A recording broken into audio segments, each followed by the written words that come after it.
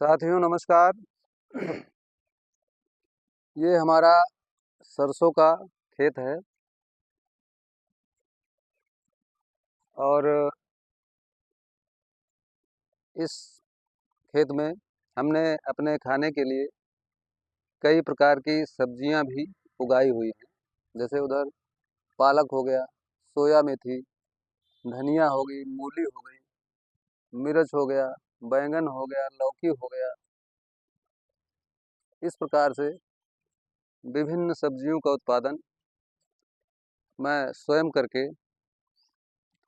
अपने लिए उगाता हूँ।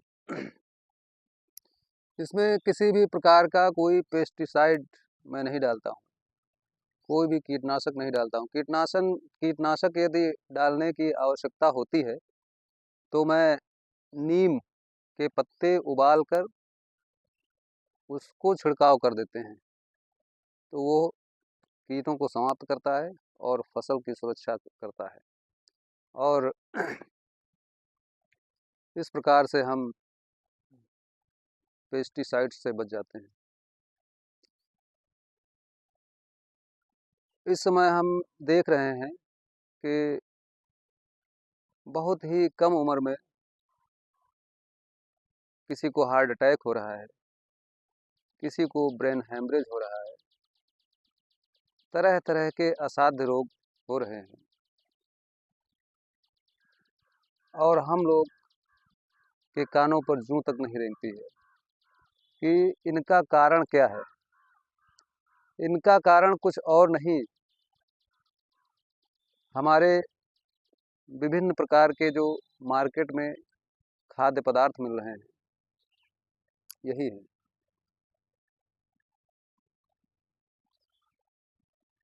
मैदा, शक्कर और रिफाइंड, इन तीन चीज़ों का उपयोग हम लोग करना बंद कर दें और योग की शरण में आ जाए, कोई भी रोग हमको टच नहीं कर सकता, कोई भी रोग हमको छू नहीं सकता। मैदा क्या करता है? मैदा, विभिन्न खाद्य पदार्थ हमारे जो हैं वो अधिकांशतः मैदे से ही बनते हैं और मैदा हम लोग खाते हैं, मैदे से बनी हुई चीज़ें खाते हैं और वो खाद्य पदार्थ जाके हमारी आंतों में चिपक जाते हैं, वहाँ पे सड़न पैदा करते हैं और वहीं से हमारे शरीर में विभिन्न प्रकार के रोग उत्पन्न होते हैं। रिफाइंड क्या है? ये जहर है, जहर जहर। हार्ट के लिए जहर है, इससे बचिए। शुद्ध सरसों का तेल अपने सामने खुद सरसों खरीद कर उसको जो है तेल निकलवा कर उसका उपयोग कीजिए। ज़्यादा स्टैंडर्ड बनेंगे तो बहुत सारी समस्याएं आने वाली हैं। शक्कर, शक्कर का उपयोग कम से कम किया जाए। मीठे में यदि हम खाना ही चाहते हैं तो गुड़ का उपयोग कीजिए, गुड़ का काढ़ा पीजिए। गुड़ को भोजन के बाद थोड़ा सा खा लीजिए तो आपका हाजमे में भी लाभ करेगा और आपकी जो मीठा खाने की इच्छा पूर्ति है वो भी पूर्ण हो जाएगी। तो इन छोटी छोटी बातों का यदि हम ध्यान रखते हैं तो हम लंबे समय तक अपना जीवन जी सकते हैं। अभी हमारे एक मित्र हैं, उनको ब्रेन हैमरेज हो गया, बेचारे दुनिया छोड़कर चले गए। उनसे हम कहा करते थे कि भैया योगा किया करो, थोड़ा जीवन के लिए ज़रूरी है, अच्छे स्वास्थ्य के लिए ज़रूरी है। वो कहते थे यार योगा करने का समय कहाँ है। अब बताइए, अगर आप अपने स्वास्थ्य के लिए समय नहीं निकालेंगे तो आपका जीवन छोटा होता चला जाएगा।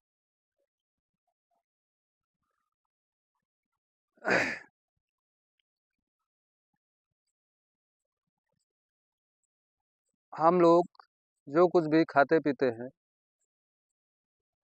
वो हमारे आमाशय में सबसे पहले पहुंचता है। तो आज मैं आपको उस आमाशय की सफाई किस प्रकार से की जाए।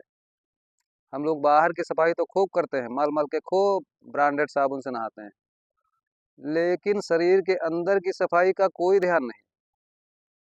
मोटरसाइकिल की सर्विसिंग का ध्यान रहता है कि हमारी मोटरसाइकिल की सर्विसिंग होने वाली, लेकिन अपने शरीर का ध्यान नहीं। शरीर की सर्विसिंग होना है, शरीर की गंदगी को बाहर निकालना है, जमे हुए कचड़े को, मल को बाहर निकालना है। इसका कोई ध्यान नहीं। जीवन का जो दुखद अंत हो रहा है, यही कारण है, यही सब बातें हैं जिससे हमारा जीवन दुखमय बन रहा है, रोगमय बन रहा है। तो आइए आपको एक बढ़िया सा अभ्यास बताते हैं, कुंजल। कुंजल का जो अभ्यास होता है, इसमें गुनगुने पानी में नींबू डालते हैं, नींबू निचोड़ लेते हैं। इससे क्या होता है, हमारे आमाशय में जो भी गंदगी है, मल जमा हुआ है, वो बाहर निकल जाता है, काट के बाहर कर देता है। और जो एसिड वगैरह है उसको न्यूट्रल करता है।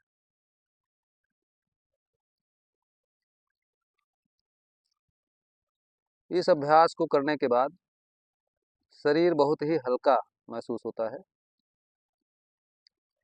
कारण क्या होता है, जो शरीर में मल जमा होता है, आमाशय में जो मल जमा होता है उसको निकाल के बाहर कर देता है।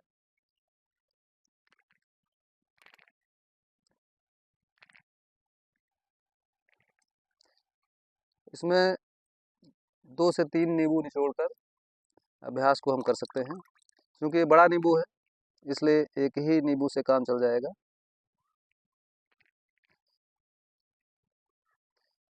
देखते हैं एक से चल जाएगा कि आधे से चल जाएगा, ये हम अभी पानी का टेस्ट लेकर बताएंगे।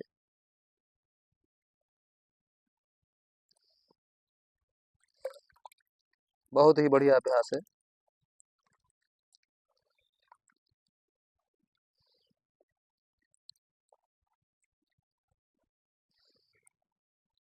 इस अभ्यास को करते रहेंगे, हफ्ते में एक एक बार अगर कर लिया जाए तो आपका कभी भी पेट खराब नहीं होगा और ना ही एसिड बढ़ेगी। जो लोग श्वास के रोगी हैं उनके लिए बहुत ही रामबाण है। हफ्ते में 2 बार कर ले, श्वास फूलने की दिक्कत समाप्त हो जाएगी, श्वास फूलेगा नहीं। भैया गिलास हुए भूल उनका, देखो लाओ, ले आओ। पूरा नींबू निचोड़ दिया भैया,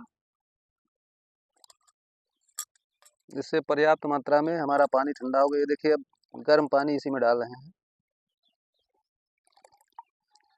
अब ये पानी गुनगुना हो गया। अब इस पानी को कम से कम 8 से 9 गिलास पानी पीना है। इस तरह से कागासन में बैठकर, उकड़ू बैठकर 8 से 9 गिलास पानी पीना है।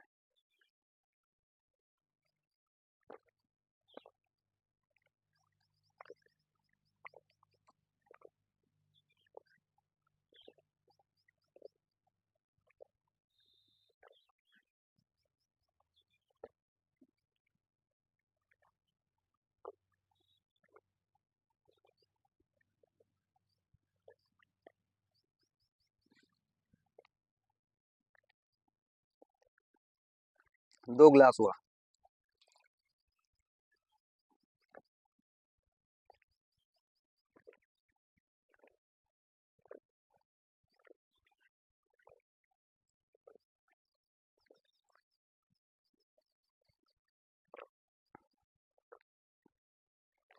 तीन गिलास, ये चौथा गिलास है।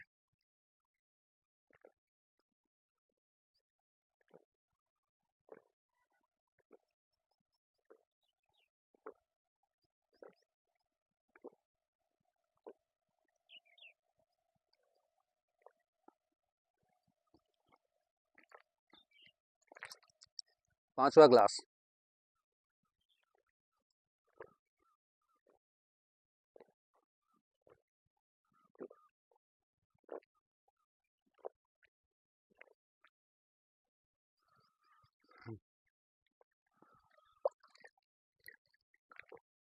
छठा गिलास।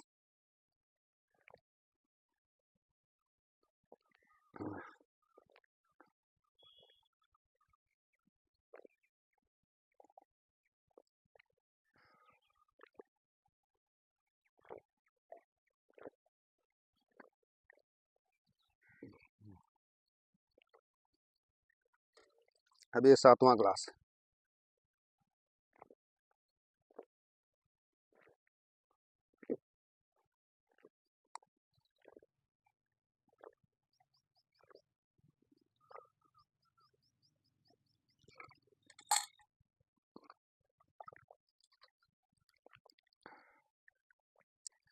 आठवां गिलास।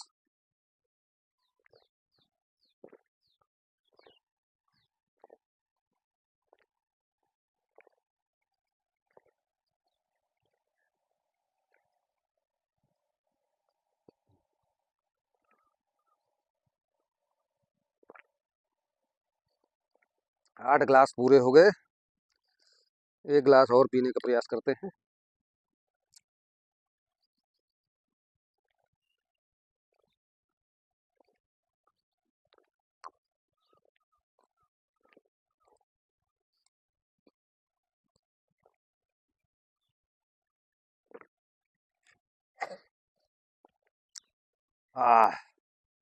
पूरा आमा से पानी से भर गया।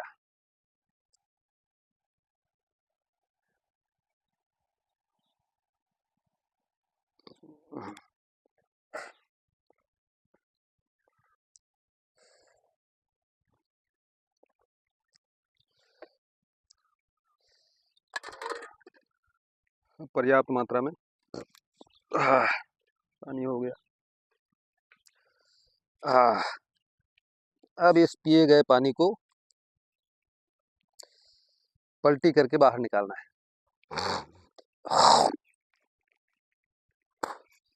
इसमें नाभि पर हल्का सा दबाव बनाते हैं और 2 उंगलियों को तालू में जो मांस का टुकड़ा ऊपर लटक रहा होता है, जिसको कौवा कहते हैं, उस पर लगाना है, जिससे पानी बाहर आएगा।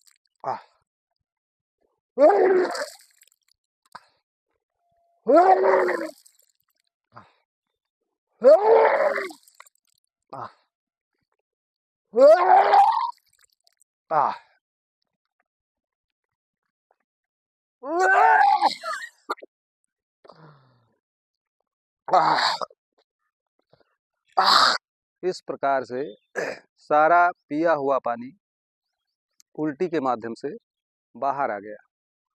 अब शरीर बहुत ही हल्का महसूस हो रहा है। इस अभ्यास को यदि नियमित सप्ताह में 1 बार कर लिया जाए तो कोलेस्ट्रॉल हमेशा नियंत्रित रहेगा। पेट संबंधी कोई रोग नहीं होगा। चेहरे पर तेज रहेगा। सारे रोग भाग जाएंगे। लेकिन इस अभ्यास को किसी कुशल मार्गदर्शन में ही करना है। एक बार करना सीख जाइए, फिर अपने आप कर सकते हैं। इसी के साथ सादर प्रणाम।